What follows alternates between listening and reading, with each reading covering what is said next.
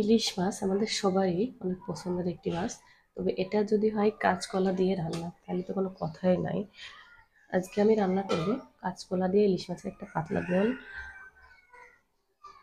তো hello viewers, আসসালামু আলাইকুম, welcome back to my another blog. আশা করি আপনারা সবাই ভালো আছেন। আমি আল্লাহর রহমতে অনেক ভালো আছি। চলুন রান্নাটা স্টার্ট করি। প্রথমে চুলাটা অন করে নিলাম। আমি প্রথমে কড়াই দিয়ে দিলাম সরিষার তেল পরিমাণ মতো।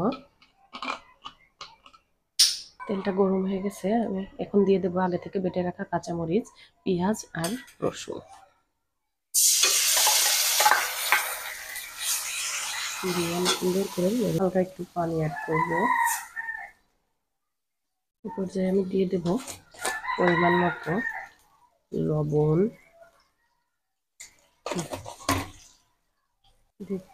হলুদ গুঁড়ো দিয়ে আমি সুন্দর করে নেড়ে চেড়ে নেব।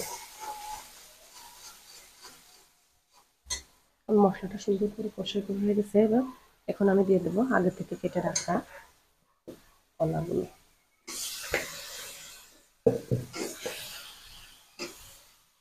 এবার আমি সুন্দর করে নেড়ে চেড়ে দেবো।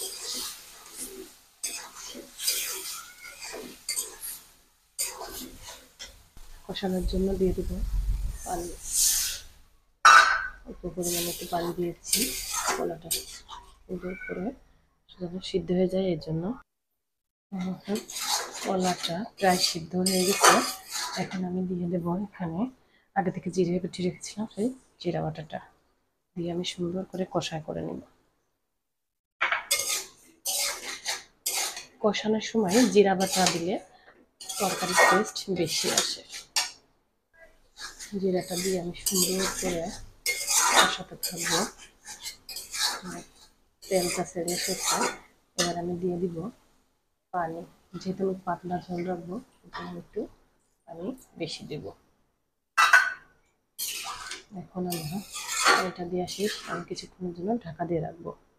আমি এবার ঢাকনাটা খুলে দেখবো ঝোলটা ফুটে উঠেছে। ঝোলটা ফুটে উঠেছে। এবার দিয়ে দেব আগে থেকে নুন হলুদ মাখিয়ে রাখা ইলিশ মাছগুলো দিয়ে আমি একটু নেড়ে দিব।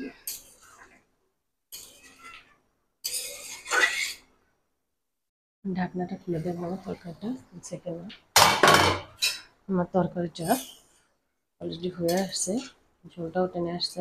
যেহেতু আমি পাতলা ঝোল রাখবো আর জাল করবো না, আমার কলাটা সুন্দরভাবে সিদ্ধ হয়ে গেছে, মাছটা সুন্দর করে সিদ্ধ হয়ে গেছে। চ্যানেলটি আপনাদের ভালো লাগে অবশ্যই লাইক, কমেন্ট এবং শেয়ার করে আমার পাশে থাকবেন। আমার চ্যানেলটি অবশ্যই সাবস্ক্রাইব করবেন। Thank you so much for watching my video. Bye by.